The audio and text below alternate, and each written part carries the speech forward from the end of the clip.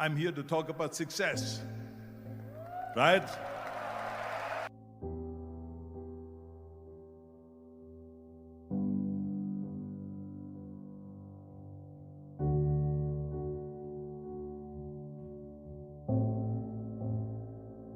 The first rule of success is to have a vision. You see, if you don't have a vision of where you go, and if you don't have a goal where you go, you drift around and you never end up anywhere. It's like you can have the best ship in the world, you can have the best airplane in the world. If the pilot or the captain doesn't know where to go, it would just drift around. It would not end up anywhere, or most likely in the wrong place. So I was very fortunate that I stumbled onto my vision. I mean, as you know, I was born in 1947 in Austria after the Second World War. And I didn't really like Austria when I grew up. I couldn't wait to get out of there. I couldn't see myself becoming a farmer or a worker in a factory or anything like that, even though my parents wanted me to stay there and have a normal life. My father wanted me to become a police officer like he was. My mother wanted me just to stay there and marry a girl with the name of Heidi, hopefully, and have a bunch of kids and run around like the Van Trapp family in The Sound of Music. But that was their vision, not mine. My vision was totally different. I felt that I was born for something special, for something unique, for something big. Do you know how great it felt that I knew where I was going? Imagine the majority of people don't know where they're going. When you have a goal, when you have a vision, everything becomes easy. Because remember that in America, for instance, when you study, you will see the percentage of people that like their jobs. 74% hate their job in America. Now, there is not much different when you come to Europe. The majority of people don't like what they're doing because they're really not doing it because they didn't have a goal and they followed this goal. They just aimlessly drift around, and then all of a sudden there's a job opening, so they get that job because you have to work. But then when you work, it's a chore. It's work. It's not fun. So if you think about, only a quarter of the people really enjoy what they're doing in life. That is unbelievable if you think about it. So I felt so blessed that I knew what I was doing. It's like a medical student that studies and knows he wants to become a doctor. You know where to go. So I knew where to go. So people always ask me, when they saw me in the gym in the pumping iron days, they say, why is it that you're working out so hard? 5 hours a day, 6 hours a day, and you have always a smile on your face. The others are working out just as hard as you do, and they look sour in the face. Why is that? And I told people all the time, I said, because to me, I'm shooting for a goal. In front of me is the Mr. Universe title. So every rep that I do gets me closer to accomplishing that goal, to make this goal, this vision, turn into reality. Every single set that I do, every repetition, every weight that I lift will get me a step closer to turn this goal into reality. So I couldn't wait to do another 500-pound squat.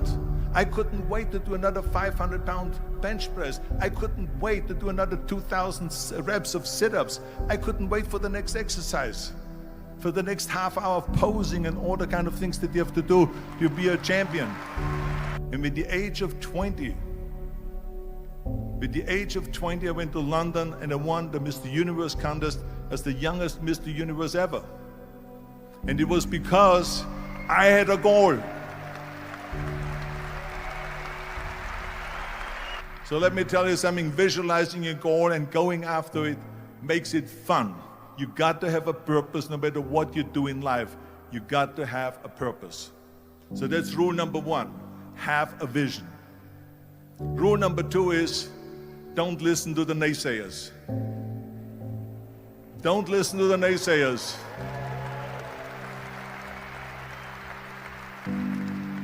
Everything I ever did, the thing that I heard out of people's mouth was, that's impossible. that can't be done or no.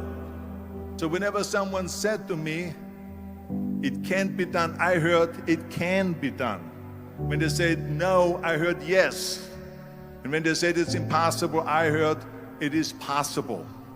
I'm a strong believer of what Nelson Mandela said, that everything is always impossible until someone does it. Well, I'm going to be the one, I said to myself, I'm going to do it and I'm going to show it to them. Maybe it has never been done before. That's perfectly fine with me. But I'm going to do it. And I did not listen to the naysayers. The next thing, the third point that I'm going to make to you is, before we sit down with Jürgen and talk about the rest of the three, is work your ass off. There is no magic pill. There is no magic out there. You cannot get around. You have to work and work and work. And it drives me crazy when people say that they don't have enough time to go to the gym for 45 minutes a day and work out. Or to do something for 45 minutes to an hour a day to improve. If it is physically improve or if it is mentally to improve. Imagine you read 1 hour a day about history. How much you will learn after 365 hours in 1 year. Think about if you study about the history of musicians, of composers, how much you would know. Imagine if you would work on a business, on some business that you want to develop every day for an hour. Imagine how further along you will go and get. So it drives me nuts because when people say we don't have the time, we have 24 hours a day. We sleep 6 hours a day, so that gives you still 18 hours.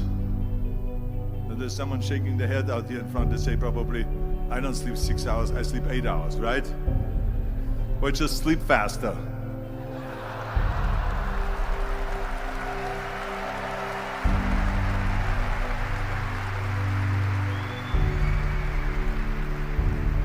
So we have 18 hours a day. The average person works around 8 to 10 hours. So let's assume it's 10 hours, so we have 8 hours left. Then you travel around an hour a day, maybe 2 hours a day. So now you have still 6 hours left. So what do you do with these 6 hours? What do you do with these 6 hours? Then we eat a little bit, then we schmooze a little bit, talk a little bit to people and all that stuff. But you can see how much time there is available if you organize your day. So you got to work hard. I mean, let me tell you something. When I went to America, I went to college. I went and worked out 5 hours a day. And I was working on construction. Because in those days in bodybuilding, there was no money. I didn't have the money for food supplements or anything. So I had to go to work. So I worked on construction. I went to college. I worked out in the gym, and at night from 8 o'clock at night to 12 midnight, I went to acting class 4 times a week. So I did all of that. There was not one single minute that I wasted. I became very friendly with Muhammad Ali in the 70s. And Muhammad Ali worked his butt off. And I saw it firsthand. And I remember that there was a sports writer that was there in the gym when he was working out and he was doing sit-ups. And they asked him, how many sit-ups do you do? And he said, I don't start counting until it hurts. Now think about that. He doesn't start counting his sit-ups until he feels pain. That's when he starts counting. That is working hard. And so you can't get around the hard work. It doesn't matter who it is. As a matter of fact, I believe what Ted Turner said, work like hell and advertise.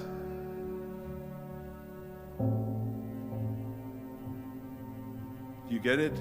Work like hell, go to bed, and early to rise, work like hell and advertise. So you work your ass off, and then you let the world know about your work. That's what it is all about. Let people know. If you have a company, if you have a movie, if you do sports, work your ass off, but then advertise and let everyone know. I hate Plan B. And I tell you why. Because we have so many doubters, as I've said earlier, the no-sayers. We have so many of those people that say no, and you can't do it, it's impossible. That is okay, because we just turn off, as I said earlier, and we listen and we hear the no being a yes. You can't do it, you can do it, and all of that. So that is possible to do that amongst all the negative people around you. But when you start doubting yourself, that's very dangerous. Because now what you're basically saying is that if my plan doesn't work, I have a fallback plan, I have a plan B. And that means that you start thinking about plan B, and every thought that you put into plan B, you're taking away now that thought and that energy from plan A.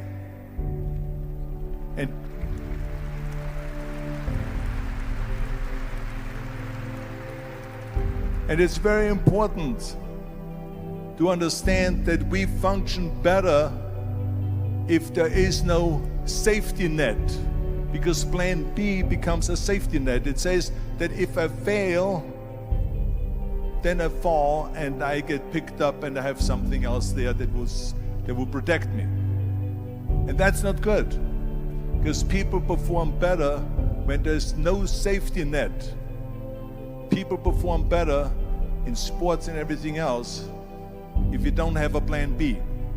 To me, it is very dangerous to have a plan B, because you're cutting yourself off from the chance of really succeeding. And the reason, one of the main reasons why people want to have a plan B is because they are worried about failing. What is if I fail, then I don't have anything else? Well, let me tell you something. Don't be afraid of failing, because there's nothing wrong with failing. You have to fail in order to climb that ladder. There's no one that doesn't fail. We all fail. It's okay.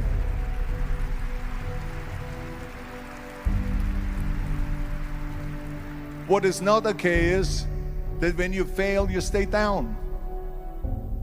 Whoever stays down is a loser. And winners will fail and get up, fail and get up, fail and get up. You always get up. That is a winner. That is a winner. Hey, we all lose. We all have losses. This is okay. And this is why I say don't be worried about losing, because when you're afraid of losing, then you get frozen. You get stiff. You're not relaxed. You got to be, in order to perform well in anything, if it's in boxing or if it is on your job or with your thinking, is only happening when you relax. So relax. It's okay to fail. Let's just go all out and give it everything that you got. That's what it is all about. So don't be afraid to fail. This is one of my 6 rules to success. You can only feel complete as a person if you think about what can you do for your fellow member around you that maybe needs help. I felt like that. Everyone has a different motivation why you get into that. I was an immigrant going to America, and I saw how America was the most generous country in the world. I mean, they opened up their arms to me, they helped me, they invited me for Thanksgiving dinner. The people, they brought me, the bodybuilders in the gym brought me plates to my apartment because I had no plates, I had no silverware, I had no bedware, I had no pillows, I had no blanket, I had no TV, I had no radio, I had nothing. They brought it to my apartment. They helped me. And I saw that firsthand, this generosity in America. And I said to myself, as an immigrant that is being embraced with open arms, that I need to go and make sure that I give something back.